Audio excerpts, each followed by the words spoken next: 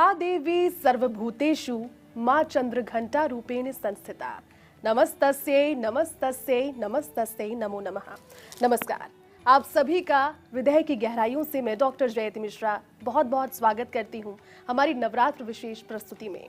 दर्शकों, इससे पहले आपने मां शैलपुत्री और मां ब्रह्मचारिणी की उपायों को, उनके स्वरूप को, विधि विधान को नवरात्रि के पहले 2 दिनों में देखा, लेकिन अब हम बात करने जा रहे हैं माता के तीसरे स्वरूप मां चंद्रघंटा की। भगवान भोलेनाथ को प्राप्त करने के लिए पति परमेश्वर के तौर पर सबसे पहले मां शैलपुत्री और उसके बाद आदि शक्ति के रूप में मां ब्रह्मचारिणी अवतरित हो गई, लेकिन बाद में जगत के कल्याण के लिए अपने मस्तक पर चंद्रमा की तरह से उज्जवल लिए हुए और उनकी प्रभा लिए हुए मां चंद्रघंटा हम सभी के सामने तीसरे दिन पर मौजूद हैं। मां चंद्रघंटा की किस तरह से पूजा की जाए, क्या उपाय है, किस तरह से आप सिंदूर, जो एक साधारण सिंदूर होता है, उसे चमत्कारी सिंदूर बनाया जा सकता है। बहुत सारे विषय हैं, कई सारे सवाल आपके जहन में भी होंगे, लेकिन सभी के जवाबों के साथ आज हम लेकर आए हमारी खास प्रस्तुति। और हमारे साथ स्टूडियो में मौजूद हैं जाने माने ज्योतिषाचार्य पंडित मुकेश शास्त्री जी। पंडित जी, बहुत बहुत स्वागत है आपका। जयकारा शेरावाली का, बोल सांचे दरबार की जय। पंडित जी, शैलपुत्री माँ और ब्रह्मचारिणी माँ, भगवान भोलेनाथ को प्राप्त कर लिया पति के तौर पर, और फिर आदि शक्ति के रूप में मां चंद्रघंटा, जिनकी हम बात करेंगे आज। सबसे पहले, क्योंकि बातों से और शब्द से ही काफी कुछ स्पष्ट हो जाता है, चंद्रमा से प्रभा और चंद्रमा अपने ललाट पर लिए हुए कैसा स्वरूप है मां चंद्रघंटा का, ये जरा दर्शकों को समझाइए। ओम विधिरज्ञानेन द्रविरविरहेण लसतया विधेया शक्तत्वा तव चरणयोर्याच्युतिरभूत् तदेता शान्तव्यं जननि सकलो द्वारिणि शिवे कुपुत्रो जायेत क्वचिदपि कुमाता न भवति। हे माँ, सबका उद्धार करने वाली कल्याणमयी माता, मैं पूजा की विधि नहीं जानता हूँ, मेरे पास धन का भी अभाव है, मैं स्वभाव से भी आलसी हूँ, मुझे ठीक ठाक से पूजा का संपादन करना भी नहीं आता है। इन सब कारणों से मैं आपकी चरणों की सेवा में जो त्रुटि हो जाती है मुझसे, उसे क्षमा कर देना, क्योंकि पुत्र कपूत हो सकता है लेकिन माता कभी कुमाता नहीं हो सकती। जय माता की। शनिवार दिनांक 5 अक्टूबर सन 2024 को आश्विन मास के शुक्ल पक्ष की तृतीया तिथि रहेगी। शारदीय नवरात्र का तृतीय दिवस। शारदीय नवरात्र के तृतीय दिवस देवी चंद्रघंटा की पूजा का विधान बताया गया है। मां दुर्गा जी की तीसरी शक्ति का नाम है मां चंद्रघंटा। मां चंद्रघंटा की कृपा से अलौकिक वस्तुओं के दर्शन होते हैं, दिव्य सुगंधियों का अनुभव होता है, विविध प्रकार की दिव्य ध्वनियां सुनाई देती है। मां का यह स्वरूप परम शांतिदायक है और कल्याणकारी है। मां चंद्रघंटा के मस्तक पे घंटे के आकार का अर्धचंद्र है, इसी कारण से इन्हें चंद्रघंटा देवी कहा जाता है। मां चंद्रघंटा के शरीर का रंग स्वर्ण के समान, सोने के समान चमकीला है और मां चंद्रघंटा के 10 हाथ हैं, 10 भुजाएं हैं और 10 भुजाओं में खड्ग आदि शस्त्र, बाण आदि अस्त्र विभूषित हैं। मां चंद्रघंटा का जो वाहन है वो सिंह है। उनकी जो मुद्रा है युद्ध के लिए उद्यत रहने वाली मुद्रा है। मां चंद्रघंटा की कृपा से साधक के समस्त पाप और बाधाएं नष्ट हो जाती है। मां चंद्रघंटा भक्तों के कष्ट का निवारण शीघ्रता से कर देती है। मां चंद्रघंटा का जो उपासक है वो सिंह की तरह पराक्रमी और निर्भय हो जाता है। घंटे की ध्वनि सदा अपने भक्तों को प्रेत बाधा से मुक्ति दिलाती है। मां चंद्रघंटा की आराधना से वीरता, निर्भयता के साथ सौम्यता एवं विनम्रता का विकास होकर मुख, नेत्र तथा संपूर्ण काया में कांति गुणों की वृद्धि होती है। स्वर में दिव्यता आती है, अलौकिक माधुर्य का समावेश हो जाता है। ऐसा माँ का सुंदर सा स्वरूप है। क्योंकि माँ है और माँ शब्द से ही अब लगता है कि नहीं, अब हम माँ के पास में हैं, उनकी छत्र छाया में हैं तो सुरक्षित है। हर बच्चे की यही उम्मीद है। लेकिन माँ चंद्रघंटा का क्योंकि जिक्र चल रहा है, ऐसे में पंडित जी किस तरह के विशेष पूजन विधि भी है इस दिन के लिए? क्योंकि जो उपासक 9 दिन के नवरात्र कर रहे हैं उनके लिए हर दिन उतना ही महत्वपूर्ण है। लेकिन भागती दौड़ती जिंदगी में कुछ लोग ऐसे भी हैं, मेरे जैसे कई लोग देख भी रहे होंगे दर्शक, जो चाहकर भी उतने विधि विधान के साथ माँ की पूजा नहीं कर पाते जितना मन में इच्छा है, अर्जी है। क्या करें ऐसे में? इस उपाय को जरा समझाइए दर्शकों को। जी बिल्कुल, बहुत महत्वपूर्ण प्रश्न है। और मैं हमेशा कहता हूँ कि आज के इस कलयुग में हर इंसान दौड़ भाग रहा है, क्योंकि आपकी ज़रूरतें इतनी ज़्यादा हो जाती हैं, उनको पूरा करने के लिए आपको भागना दौड़ना पड़ता है। और ऐसे में हमारा समय ही नहीं मिलता है, कहाँ पाठ पूजा करेंगे, कैसे। एक मानसिक पूजा का विधान भी बताया गया है। आप बैठे हैं, आप ऑफिस में काम कर रही हैं, लेकिन 10 मिनट शांति से बैठिए। आप मन में ध्यान करिए कि मैं माता का अभिषेक कर रही हूँ, मैं माता को वस्त्र धारण करा रही हूँ, मैं माता को 56 भोग लगा रही हूँ। उस पूजा को भी माता स्वीकार करती हैं। तो विशेष पूजन विधि सरल मैं आपको बता देता हूँ। नवरात्रि में स्थापना तो आपने प्रथम दिन कर ही ली थी, घट स्थापना। अब तृतीय दिवस क्या करें? स्नान आदि से निवृत्त हो जाए सुबह शाम। ऐसा कुछ भी नहीं है कि सुबह ही, रात्रि में अपने काम से आने के पश्चात स्नान आदि करके तब भी आप ये पूजा कर सकते हैं, सुबह भी कर सकते हैं। तो स्नान आदि से निवृत्त हो जाएं, सुनहरे या लाल पीले रंग के वस्त्र धारण कर लीजिए। अपने घर में पूजा स्थान में उत्तर दिशा की तरफ मुख होकर आसन ग्रहण कर लीजिए। माँ चंद्रघंटा का विधिवत पंचोपचार पूजन करना है। आपके पूजा स्थान पे जो चांदी की, पीतल की जो माता जी की छोटी प्रतिमा रखी हुई है, स्थापना तो आपने कर ही रखी, घट स्थापना, तो माता जी की प्रतिमा को एक तांबे की प्लेट में गुलाब की पंखुड़ियाँ रख दीजिएगा और माता की प्रतिमा को उसमें स्थापित कर दीजिएगा। चंद्रघंटा के स्वरूप में, माँ चंद्रघंटा के स्वरूप में माता की प्रतिमा को स्थापित कर दीजिएगा। तत्पश्चात केशर मिश्रित कच्चे दूध से माँ का अभिषेक कीजिएगा। पंचामृत से माँ चंद्रघंटा का अभिषेक कीजिएगा। नाना प्रकार के फलों के रस से, विशेष तौर पे अनार के फल के रस से माँ चंद्रघंटा का अभिषेक कीजिएगा। सुगंधित इत्र के जल से माँ चंद्रघंटा का अभिषेक कीजिएगा। गुलाब जल से, गंगा जल से, केवड़ा जल से माँ चंद्रघंटा का अभिषेक कीजिएगा।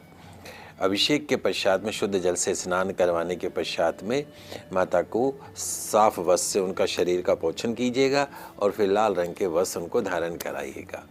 लाल पुष्प की माला अर्पण कीजिएगा। सिंदूर, श्रृंगार की अन्य सामग्री जैसे आप स्वयं सस्ती धजती हैं वैसे ही माता रानी को भी सजाना है, उनको भी श्रृंगार करना है। गौघट का दीपक प्रज्वलित कीजिएगा। चंदन की अगरबत्ती जलाइएगा। अबीर माता रानी को अर्पण कीजिएगा। सफ़ेद कमल, पीले गुलाब के पुष्प, लाल गुलाब के पुष्प माँ को अर्पण कीजिएगा। भोग में केसर से बनी खीर का भोग लगाइएगा। दूध से बनी मिठाइयों का भोग लगाइएगा। साबूदाने की खीर का भोग लगाइएगा। और कुछ नहीं हो तो पंचामृत का भोग लगाइएगा। पंचमेवे का भोग लगाइएगा। चीनी मिश्री का भोग माँ चंद्रघंटा को लगाइएगा। एक विशेष मंत्र बताऊंगा, उसका जाप करना है। पूजन के पश्चात भोग किसी कन्या को दे दीजिएगा। जाप के पश्चात में माँ की आरती कीजिएगा, पुष्पांजलि कीजिएगा, क्षमा प्रार्थना कीजिएगा। तृतीय दिवस जो पूजन मंत्र रहेगा बड़ा सरल मंत्र है, सभी दर्शक आराम से इसको बोल सकते हैं। या देवी सर्वभूतेषु माँ चंद्रघंटा रूपेण संस्थिता नमस्तस्यै नमस्तस्यै नमस्तस्यै नमो नमः। इस मंत्र का मानसिक रूप से दिन भर आपको उच्चारण करता रहना चाहिए। बिल्कुल पंडित जी, क्योंकि माता के आपने बताया कि 10 भुजाएं हैं और 10 भुजाओं में कुछ ना कुछ प्रतीक ऐसे होंगे, कोई वर मुद्रा होगी, कोई अभय मुद्रा होगी। तो 10 भुजाएं माता की किस तरह से वर्णित की गई है, जरा सा थोड़ा सा बताइए। माता की भुजाएं कैसे भक्तों को आशीर्वाद भी दे रही है, किस तरह से माता का एक जो मातृत्व जो एक साइड है वो भी नजर आता है, लेकिन साथ ही साथ एक योद्धा के तौर पर भी माँ चंद्रघंटा की छवि है। जी बिल्कुल, चूंकि आपने दुर्गा सप्तशती का सार क्या है, रक्त बीज नाम के राक्षसों का वध किया माता ने। तो माता का जो स्वरूप है, जब बच्चों के ऊपर किसी तरह की आपदा विपदा आ जाती है तो माता का स्वरूप कैसा हो जाता है। माँ चंद्रघंटा विशेष रूप से जो है वो युद्ध के लिए उद्यत होती हुई भूमिका में है, बिल्कुल युद्ध के लिए तैयार हैं। लेकिन उसके बावजूद भी माँ के चेहरे पर क्रोध भी है, तो माँ के चेहरे में सौम्यता भी है, माँ के चेहरे में शीतलता भी है। अलग अलग प्रकार के जब माँ अवतरित हुई तो सभी देवी देवताओं ने उनको अलग अलग आयुध प्रदान किए। किसी ने खड़ग प्रदान किया, किसी ने फरसा प्रदान किया, आशीर्वाद देती मुद्रा में भी है, कमंडल मुद्रा में भी है, कमल का पुष्प लिए मुद्रा में भी हैं, अलग अलग प्रकार के शस्त्र लिए हुए हैं। 10 भुजाओं से अकेली माता ने सिंह पे सवार होकर राक्षसों का वध किया। उनके साथ कोई सेना नहीं थी, माता अकेली थी और माता की 10 भुजाएं थी। वो 10 भुजाएं 10 लाख सैनिकों के बराबर थी। तो हर भुजा का अपना अपना महत्व बताया गया। और सिंह के ऊपर, शेर के ऊपर माता की सवारी थी और उन्होंने युद्ध के अंदर राक्षसों का वध किया। कि कहाँ स्त्री अबला थोड़ी ना होती, कौन कहता है स्त्री अबला होती। माँ चंद्रघंटा के रूप को अगर आप ध्यान कर लो तो आप ये शब्द बोलना भूल जाएंगे कि स्त्री अबला होती है। स्त्री तो चंडी होती है, स्त्री तो चंडी होती है। माँ के स्वरूप में जब आ जाती है तो वो चंडी बन जाती है। इसलिए स्त्री को अबला मत बोलिए, स्त्री को तो माता के रूप के स्वरूप में ही रहने दीजिए। बिल्कुल आप ठीक कह रहे हैं। वो माँ है, कभी कोमल सी मुलायम है, कभी इतनी मुलायम है कि आपको लगेगा कि फूल की पंखुड़ी की भांति है, लेकिन जब बात अपने बच्चों पर आती है तो फिर शेरनी की तरह लड़ने के लिए खड़ी हो जाती है। आगे बात करेंगे सभी राशियों के जो जातक हैं उन्हें किस तरह से माँ चंद्रघंटा की पूजा करनी चाहिए, इसके बारे में क्या उपाय कर सकते हैं, क्या मंत्रोच्चार वो करें, ये तमाम सारी चीजें आगे भी रहेंगी। लेकिन यहाँ वक्त है एक छोटे से विराम का, जल्द होंगे हाजिर। प्रेम से बोलो जय माता, वो सारे बोलो जय माता, प्रेम से बोलो जय माता, वो सारे बोलो जय माता। ब्रेक के बाद एक बार फिर से आप सभी का बहुत बहुत स्वागत है। नवरात्रि खास प्रस्तुति में हम बात कर रहे हैं माँ चंद्रघंटा की। पंडित जी हमारे साथ हैं। पंडित जी, ब्रेक पर जाने से पहले हमने बात की थी कि राशि अलग अलग जब होती है तो जातकों पर क्या प्रभाव पड़ता है, किस तरह से माँ की पूजा करनी चाहिए। लेकिन इससे पहले कोई विशेष उपाय तीसरे दिन के लिए माँ चंद्रघंटा की पूजा के लिए जो किया जा सकता हो? ये बिल्कुल बहुत महत्वपूर्ण प्रश्न है। देखिए, नवरात्रि में 9 दिवस छोटी कन्याओं को और बटुक को बुलाकर भोजन कराने का तो विधान है ही, लेकिन तृतीय दिवस में माँ चंद्रघंटा का जो दिवस होता है उस दिन सांवली रंग की ऐसी विवाहित महिला को अपने घर में बुलाइए जिसके चेहरे पर तेज हो, रंग सांवला हो और चेहरे पर तेज हो।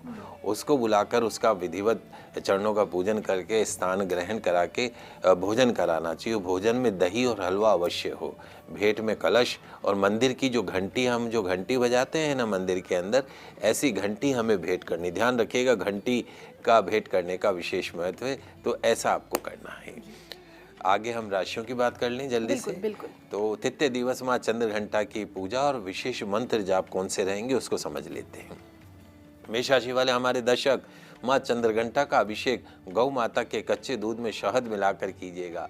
लाल रंग की बिंदिया, लाल चंदन, लाल पुष्प अर्पण कीजिएगा। ओम शिव प्रियाय नमः, ओम शिव प्रियाय नमः, इस मंत्र का यथाशक्ति जाप कीजिएगा। माँ चंद्रघंटा का पूर्ण आशीर्वाद आपको प्राप्त होगा। वृषभ राशि वाले हमारे दर्शक, माँ चंद्रघंटा का अभिषेक पंचामृत से कीजिएगा। सफ़ेद मोगरे के पुष्प का गजरा, चांदी की बिछिया, मीठा दही माँ चंद्रघंटा को अर्पण कीजिएगा। ओम जगन्मात्रे नमः, ओम जगन्मात्रे नमः, इस मंत्र का यथाशक्ति जाप कीजिएगा। माँ चंद्रघंटा का पूर्ण आशीर्वाद प्राप्त होगा। मिथुन राशि वाले हमारे दर्शक, माँ चंद्रघंटा का अभिषेक गन्ने के रस से कीजिएगा। गुलाब के पुष्पों की माला, मेहंदी, पिस्ते की मिठाई का भोग अर्पण कीजिएगा। ओम महाविद्याय नमः, ओम महाविद्याय नमः, इस मंत्र का यथाशक्ति जाप कीजिएगा। माँ चंद्रघंटा का पूर्ण आशीर्वाद प्राप्त होगा। कर्क राशि वाले हमारे दर्शक, माँ चंद्रघंटा का अभिषेक दही के लस्सी से कीजिएगा। मोगरे के पुष्पों की माला, चांदी की छोटी पायजब, मीठे चावल का भोग अर्पण कीजिएगा। ओम विष्णु मायाय नमः, ओम विष्णु मायाय नमः, इस मंत्र का यथाशक्ति जाप कीजिएगा। माँ चंद्रघंटा का पूर्ण आशीर्वाद प्राप्त होगा। चांदी की छोटी पायजब फिर छोटी कन्या को दान कर दीजिएगा। सिंह राशि वाले हमारे दर्शक, माँ चंद्रघंटा का अभिषेक गुड़ युक्त जल से कीजिएगा। कमल का पुष्प, लाल चंदन, गोल्डन रंग की बिंदिया, रसीले फल अर्पण कीजिएगा। ओम शुभाय नमः, ओम शुभाय नमः, इस मंत्र का यथाशक्ति जाप कीजिएगा। माँ चंद्रघंटा का पूर्ण आशीर्वाद आपको प्राप्त होगा। कन्या राशि वाले हमारे दर्शक, माँ चंद्रघंटा का अभिषेक आंवले के रस से कीजिएगा। शमी पद, हरी ओढ़नी, मीठा पान माँ चंद्रघंटा को अर्पण कीजिएगा। ओम शांताय नमः, ओम शांताय नमः मंत्र का जाप कीजिएगा। माँ चंद्रघंटा का पूर्ण आशीर्वाद आपको प्राप्त होगा। बिल्कुल पंडित जी, और इसके अलावा जो अब दूसरी राशि के जातक हैं वो किस तरह से उपाय कर सकते हैं इस दिन के लिए? जी, बात करते हैं तुला राशि की। तुला राशि वाले हमारे दर्शक, माँ चंद्रघंटा का अभिषेक मीठी लस्सी से कीजिएगा। मोगरे के पुष्पों से बना गजरा, चांदी की नाक का कांटा, मेवे की मिठाई का भोग लगाइएगा। ओम सिद्धाय नमः, ओम सिद्धाय नमः इस मंत्र का जाप कीजिएगा। माँ चंद्रघंटा का पूर्ण आशीर्वाद प्राप्त होगा। वृश्चिक राशि वाले हमारे दर्शक, माँ चंद्रघंटा का अभिषेक अनार के रस से कीजिएगा। लाल पुष्प, लाल चंदन, लाल चुनरी, अखरोट की मिठाई का भोग अर्पण कीजिएगा। ओम शमाय नमः, ओम शमाय नमः मंत्र का जाप कीजिएगा। माँ चंद्रघंटा का पूर्ण आशीर्वाद प्राप्त होगा। धनुराशि वाले हमारे दर्शक, माँ चंद्रघंटा का अभिषेक आम के रस से कीजिएगा। पीले पुष्प, पीली बिंदिया, पीली चुनरी, केसर की बर्फी का भोग लगाइएगा। ओम कांताय नमः, ओम कांताय नमः इस मंत्र का यथाशक्ति जाप कीजिएगा। माँ चंद्रघंटा का पूर्ण आशीर्वाद प्राप्त होगा। मकर राशि वाले हमारे दर्शक, माँ चंद्रघंटा का अभिषेक शहद से कीजिएगा। कमल का पुष्प, काजल, 5 फल अर्पण कीजिएगा। ओम पार्वती नमः, ओम पार्वती नमः इस मंत्र का जाप कीजिएगा। माँ चंद्रघंटा का पूर्ण आशीर्वाद प्राप्त होगा। कुंभ राशि वाले हमारे दर्शक, माँ चंद्रघंटा का अभिषेक सुगंधित इत्र से कीजिएगा, सुगंधित जल से कीजिएगा। गुलाब के पुष्पों की माला, सिंदूर, बिंदिया, मिश्री, मावा अर्पण कीजिएगा। ओम सर्वमंगलाय नमः, ओम सर्वमंगलाय नमः मंत्र का जाप कीजिएगा। माँ चंद्रघंटा का पूर्ण आशीर्वाद प्राप्त होगा। अंतिम राशि मीन राशि। मीन राशि वाले हमारे दर्शक, माँ चंद्रघंटा का अभिषेक केसर मिश्रित दूध से कीजिएगा। पीले पुष्प, पीला चंदन, पीली ओढ़नी, केसर की रबड़ी का भोग लगाइएगा। ओम चंडिकाय नमः, ओम चंडिकाय नमः इस मंत्र का यथाशक्ति जाप कीजिएगा। माँ चंद्रघंटा का पूर्ण आशीर्वाद आपको प्राप्त होगा। बिल्कुल पंडित जी, और ये 12 राशि के जातकों की तो हमने बात कर ली, लेकिन क्योंकि माँ है, लेकिन स्त्री के तौर पर जो स्त्रीत्व है उसका दर्पण भी नजर आता है, और किसी भी स्त्री के लिए सिंदूर बहुत महत्वपूर्ण होता है। सिंदूर इसीलिए महत्वपूर्ण क्योंकि सुहाग का प्रतीक तो है, लेकिन साथ ही साथ सुहाग की रक्षा का भी प्रतीक है। पंडित जी, चंद्रघंटा माँ ये वरदान भी देती है सुहागिन महिलाओं को कि उनका अखंड सौभाग्य रहे। इस दिन कोई ऐसा उपाय भी जिससे सिंदूर की महत्वता को बढ़ाया जा सके, क्योंकि चमत्कारी सिंदूर हो जाता है, आप बताते हैं। जी, शारदीय नवरात्रा का तीसरा दिन सिंदूर तृतीया के नाम से भी जाना जाता है। सनातन धर्म में किसी भी विवाहित स्त्री के लिए सिंदूर बहुत ही पवित्र माना गया है। सिंदूर को सुहाग की निशानी माना गया है। प्राचीन मान्यता है कि महिलाओं के द्वारा अपने पति की लंबी आयु के लिए महिलाएं अपनी मांग में सिंदूर भरती है। विवाहित होकर भी सिंदूर नहीं लगाना, सूनी मांग रखना बहुत ही अशुभ माना जाता है। आजकल फैशन हो गया है, विवाहित स्त्रियां भी न तो बिछियाँ पहनती हैं न सिंदूर लगाती हैं। हर विवाहित महिला के लिए मान्यताओं रीति रिवाजों के अनुसार भी सिंदूर लगाना जरूरी होता है। तो विवाहित स्त्रियों के लिए सिंदूर तृतीया बहुत ही महत्वपूर्ण होती है। सिंदूर तृतीया के दिन विवाहित स्त्री को माँ चंद्रघंटा को सिंदूर जरूर से अर्पण करना चाहिए। माता रानी को सिंदूर अर्पण करने से सुहागिन स्त्रियों के सौभाग्य में वृद्धि होती है, सुख शांति समृद्धि आती है।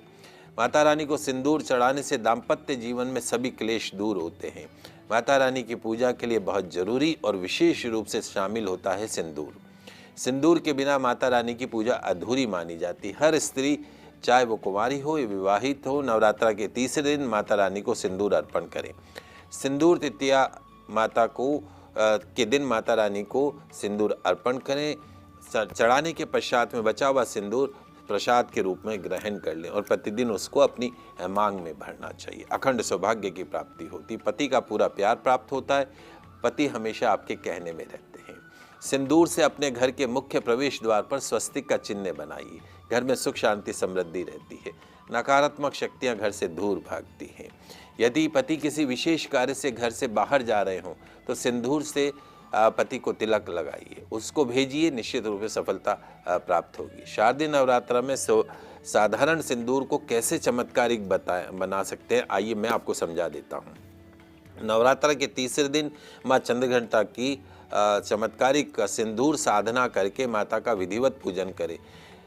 1188 बार मंत्र बताऊंगा, उनके जाप से सिंदूर को अभिमंत्रित करके चमत्कारिक बना सकते हैं। सभी मंत्रों को 1188 बार जाप करना है। प्रत्येक मंत्र की 11 माला का जाप करनी है। आप नवरात्रा के तीसरे दिवस करनी है। विधिवत 1188 बार मंत्रों का जाप करना है। इसे सिंदूर साधना कहते हैं। साधारण सिंदूर भी अभिमंत्रित करके चमत्कारिक बना सकते हैं। कौन कौन से मंत्र हैं जल्दी से उसको मैं आपको बता देता हूँ। ध्यान रखिएगा, हर एक मंत्र की 11 माला करनी है। आप किसी पेपर या डायरी में लाल पेन से लिख लीजिए इन मंत्रों को। या देवी सर्वभूतेषु माँ चंद्रघंटा रूपेण संस्थिता नमस्तस्यै नमस्तस्यै नमस्तस्यै नमो नमः। ओम ऐं श्रीं शक्त्यै नमः। ओम ऐं श्रीं शक्त्यै नमः। ओम ऐं श्रीं शक्त्यै नमः। इन मंत्रों का ओम और एक मंत्र और बता देता हूँ। दारिद्र्य दुख बैहारणी कातदन्या सर्वोपकार करना है सदार्थ चित्ता। इन 3 मंत्रों का आपको 11-11 माला करनी है। इन 3 मंत्रों से आप सिंदूर को अभिमंत्रित करिए, प्रतिदिन उस सिंदूर को लगाइए। निश्चित तौर पे आपके जीवन में सुख शांति सौभाग्य बना रहेगा। प्रेम से बोलिए जय माता की। बिल्कुल पंडित जी, और आपने सिंदूर के महत्व को तो बताया, लेकिन कैसे इसे चमत्कारी करना है ये भी समझाया आप। क्योंकि हम अंतिम पड़ाव में पहुंच गए हैं इस कार्यक्रम के। जाते जाते क्या कहेंगे दर्शकों को, क्या मैसेज है आपका चंद्रघंटा के स्वरूप के लिए? देखिए, नवरात्रा के 9 दिवस माता रानी की आराधना, सिर्फ माता रानी की आराधना हम नवरात्रा में ही नहीं करते हैं। माता मतलब स्त्री। स्त्री आपके जीवन में 3 रूप में है। आपके माँ के रूप में है, आपकी पत्नी के रूप में है, आपकी बिटिया के रूप में है, और आपके सहयोगियों में वर्किंग प्लेस पे भी जो भी स्त्री है वो आपके सहयोगी के रूप में है।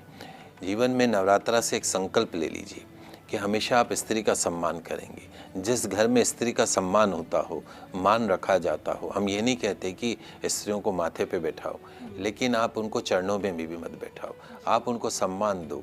कहते हैं कि अगर आपके घर के अंदर स्त्री का सम्मान हो, वहाँ लक्ष्मी निवास करती है। किसी भी स्त्री को किसी भी गलत नज़र से कभी नहीं देखना चाहिए, और यदि कहीं कुछ गलत हो रहा है तो आपको उसका विरोध भी करना चाहिए। घर में हमेशा नवरात्रा के 9 दिवस और पूरे जीवन भर ये संकल्प ले लीजिए कि मैं अपनी बिटिया का, मैं अपनी पत्नी का, मैं अपनी माँ का सम्मान करूँगा, उनकी हर मनोकामना को पूर्ण करूँगा। बहुत मनुष्य जीवन देवताओं को भी दुर्लभ है।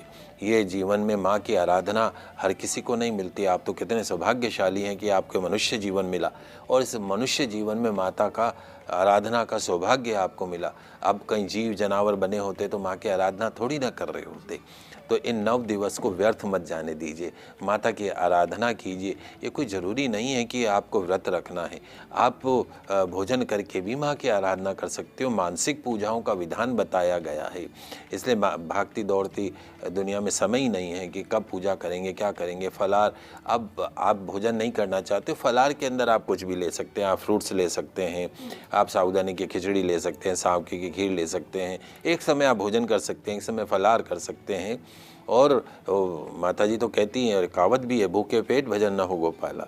तो आप भोजन करिए, लेकिन मानसिक रूप से नवरात्रा के 9 दिवस तक सिर्फ माँ का ही चिंतन करें, माँ का ही मनन करें, माँ का ही भजन करें। आपका मनुष्य जीवन सफल हो जाएगा। कौन जाने कल का सुबह देखें या ना देखें, आज जो क्षण है, आज जो पल है, उससे कम से कम माता की भक्ति में लगा दें, निश्चित तौर पर लाभ प्राप्त होगा। बिल्कुल आपने ठीक कहा पंडित जी। और क्योंकि स्त्री की महत्वता सभी की जिंदगी में बहुत ज़्यादा है, इसलिए वेद पुराणों में कहा गया है यत्र नार्यस्तु पूजन्ते रमन्ते तत्र देवता। और इसीलिए क्योंकि जिस घर में स्त्री की पूजा की जाती है, सम्मान दिया जाता है, वहाँ पर देवता भी आते हैं, आपके घर में सुख संपदा भी आएगी और कल्याण भी होगा। पंडित जी, इतनी सारी बातें करने के लिए, इतने सारे विषयों पर हमारे साथ में बातचीत के लिए, माता के स्वरूप से लेकर के किस तरह से पूजा करनी है, क्या प्रभाव है, क्या विशेष उपाय है, सभी कुछ आपने बताया। आपका बहुत बहुत धन्यवाद पधारने के लिए, आपके अमूल्य समय के लिए। जयकारा शेरावाली का, बोल सांचे दरबार की जय। तो दर्शकों, फर्स्ट इंडिया परिवार की ओर से आपको नवरात्रि की ढेरों शुभकामनाएं। मुझे और मेरी पूरी टीम को दीजिए इजाज़त, लेकिन उससे पहले, क्योंकि माँ की जब जिक्र हम करते हैं, माँ की जब हम बात करते हैं, तो एक बहुत इंपॉर्टेंट चीज़ हो जाती है, एक बहुत महत्वपूर्ण चीज़ हो जाती है। क्योंकि वर्तमान परिप्रेक्ष्य में स्त्री और माँ खुद की तो नज़र आती है इज्जत से भरी हुई, लेकिन दूसरों की माँ और दूसरों की स्त्री, अगर उन्हें निगाह गंदे से देखेंगे, अगर आप उन्हें ऊंची निगाह उठाकर देखेंगे, तो फिर आपके कोई भी व्रत, आपकी कोई भी उपासना सफल नहीं होगी। इसलिए इसी मंशा के साथ कि सभी की बहनें दूसरों की बहन, सभी की माँ हमारी माँ, इसी मनोकामना के साथ में कहते हैं, सर्व बाधा विनिर्मुक्तो धन धान्य सुतान्वित है, मनुष्यो मत प्रसादिने भविष्यति न संशये। जो माता की पूजा करेगा, उपासना करेगा, उसका भविष्य कदापि संशय में नहीं रहेगा। मेरी और मेरी पूरी टीम को दीजिए इजाजत। नमस्कार। प्रेम से बोलो जय माता, वो सारे बोलो